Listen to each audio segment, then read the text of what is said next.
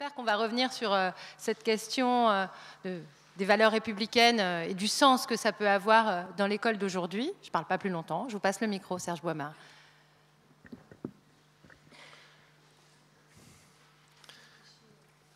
Bien, merci de cette invitation et bonjour à tous. Je suis dans le prolongement peut-être de ce qui a déjà été dit, mais je commence en disant désormais je serai franc et travailleur. Alors vous pensez sans doute que c'est un peu tard dans ma carrière pour faire des déclarations pareilles. Il serait temps que je m'y mette à mon âge. Non, je vous rassure, même si je parle de moi, je reviens 60 ans en arrière. J'ai alors 9 ans. Je suis en classe de CM1 lorsque je dois copier 100 fois cette phrase. Alors, pourquoi ce pinceum ? Je n'avais pas terminé la série de multiplication à étages, on appelait ça comme ça à l'époque, que je devais faire chez moi. Et comble de malchance, ce jour-là, c'est moi qui ai été interrogé, c'est moi qui ai dû passer au tableau avec mon cahier de devoirs incomplet. Alors pour ma défense, j'ai dit à mon instituteur que j'avais essayé de le faire, mais que je n'avais pas réussi à terminer, car ce travail était trop difficile pour moi.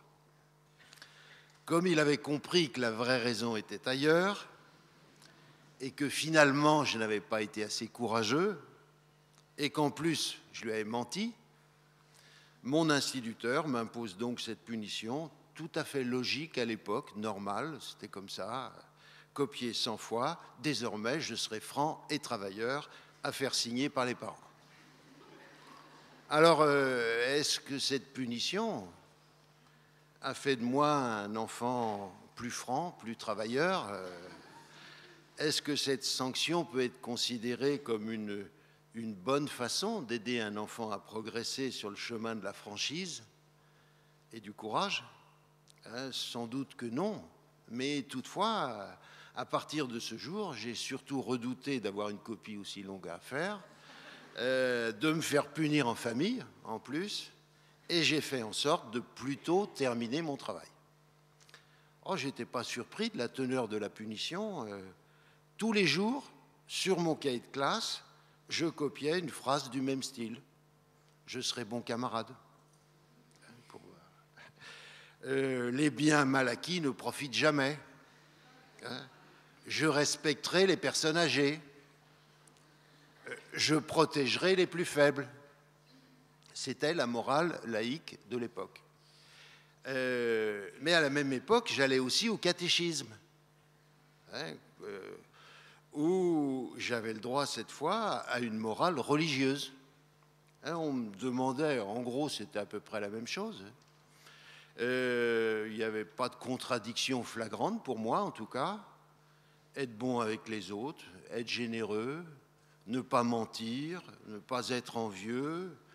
En un mot, ne pas laisser libre cours aux mauvais penchants qui, de temps en temps, pouvaient se réveiller chez moi. Toutefois, j'avais quand même remarqué des différences dans la façon de me faire la leçon. Et ces différences, c'est sur 2 points au moins.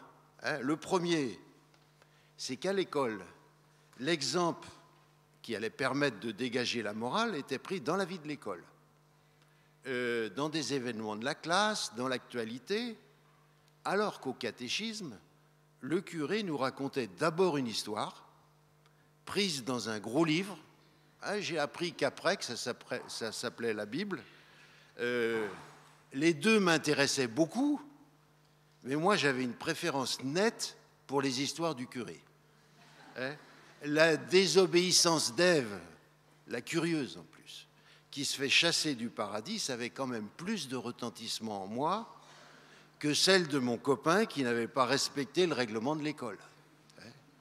La punition de Dieu qui n'hésitait pas à noyer tout le monde pour remettre les choses en ordre, ça marquait les esprits beaucoup plus que la menace d'une punition collective. Et le comble, c'était l'histoire de Jésus qui, pour racheter nos fautes, n'hésitait pas à se faire crucifier. Ça avait quand même plus d'allure que le camarade qui se dénonçait pour éviter une punition du groupe. Et la seconde différence que j'avais notée concernait la façon de s'adresser à moi. À l'école, lorsque je copiais la phrase finale après la leçon, sur mon cahier, je me parlais à moi-même. Je me disais, je serai comme ci, je ferai cela, alors qu'à l'église, c'était quelqu'un d'autre qui s'adressait à moi directement. On me disait, tu ne mentiras pas, tu ne voleras pas, tu chasseras les mauvaises pensées. Ça, c'est difficile. Avec le jeu, j'avais l'impression d'avoir plus de latitude. C'est moi qui décidais. Je me parlais à moi-même. Je pouvais m'accorder de temps en temps quelques privautés. Alors qu'avec le tu, c'était moins facile. J'avais l'impression cette fois d'un commandement extérieur, d'une obligation qui me tombait dessus et qui m'écrasait par le poids d'une parole qui descendait de très haut. D'autant que cette fois, cela s'accompagnait de l'idée d'une surveillance continue. À l'école, si j'avais fait une bêtise, si le maître ne l'avait pas vu, c'était fini, j'étais tranquille. Mais au catéchisme, si je pouvais tromper le curé, je ne pouvais pas échapper à son patron. Il savait tout, il voyait tout, et la seule chance, ça qui était difficile pour moi, la seule chance de retrouver la sérénité, c'était d'aller se confesser. Situation paradoxale, puisqu'il fallait aller le dire au curé qui n'avait rien vu pour remettre les compteurs à zéro. Et puis, au milieu des années 60, j'ai été formé pour être instituteur dans les écoles publiques et laïques. À mon tour, je devenais celui qui doit enseigner la morale aux enfants. Et comme cela se passait dans le Morbihan, un département où régnait la guerre des écoles, il fallait démontrer que l'école du diable, puisque dans certains villages on l'appelait ainsi, avait aussi des valeurs qui permettaient de rendre les enfants meilleurs et de bien vivre en communauté. Grâce à ma formation d'instituteur, donnée par l'école normale, j'ai enfin compris sur quoi reposait la dynamique qui permettait de transmettre les valeurs morales. Voilà ce que l'on me disait à l'époque. Alors à vous de juger si c'est encore valable maintenant. Pour rendre l'effort moral désirable, il faudra aller chercher la fierté qui habite le cœur de tout enfant normal. Il faudra solliciter le sentiment naissant de dignité humaine présent dans chaque enfant. Voilà où se trouve le ressort de ces leçons. C'est ainsi que nous lui montrerons, à l'aide d'exemples, le plaisir de savoir se maîtriser, le plaisir de rendre service à la collectivité, la nécessité de respecter des règles et des lois et d'être de bonne foi pour vivre ensemble en bonne harmonie. Ce que je vous dis là, je l'ai recopié dans mon livre de formation que j'ai toujours, qui s'appelle et qui s'appelait à l'époque « La morale en action ». Son auteur, Gaston Villard, il nous encourageait à exalter les bonnes actions et à ridiculiser les mauvaises, en prenant surtout des exemples dans la vie de l'école, dans la famille, dans la classe, dans des biographies d'hommes célèbres ou dans l'actualité. Il ne fallait surtout pas prendre ces exemples dans des histoires, des chimères ou des contes qui jouaient sur la résolution magique, sur le miracle parfois, et beaucoup sur la culpabilité, comme le faisait la religion ou comme le fait la religion, pour transmettre la morale. Voilà ce qu'on nous disait à l'époque. Moi, j'ai suivi ces principes, ces préconisations au début de ma carrière. Alors, est-ce que cela a entraîné des progrès chez mes élèves? J'en sais trop rien, mais j'avais remarqué quand même une chose, c'est que ces exemples qui exaltaient les bonnes actions et qui critiquaient les mauvaises intéressaient beaucoup mes élèves. C'était le meilleur moment de la journée pour eux. Cela donnait un esprit communautaire, une appartenance au groupe que ne permettaient pas les exercices scolaires qui suivaient, ce qui n'est pas négligeable. J'avais l'impression que pendant ce moment, aucun n'était laissé sur la touche, comme dans les exercices suivants. Et puis, quelques années plus tard, cette fois, j'arrive au début des années 70, ça date encore, cette fois, il a été dit nettement qu'il fallait abandonner les leçons de morale, que ça ne servait à rien, qu'on devait laisser tomber tout ça. Et ça correspondait au moment où j'ai été nommé instituteur avec des enfants qui avaient de sérieux troubles du comportement. Des enfants qui ne savaient pas attendre, qui avaient un sentiment permanent d'injustice. Mes élèves ne respectaient pas plus les adultes que leurs camarades. Ils n'hésitaient pas à mentir, à frapper, à voler pour servir leur intérêt. Alors, inutile de vous dire que j'ai vite compris que j'étais mal parti pour chercher le sentiment de fierté et de dignité humaine chez eux. Et enfin, de toute façon, je ne faisais plus de leçons de morale.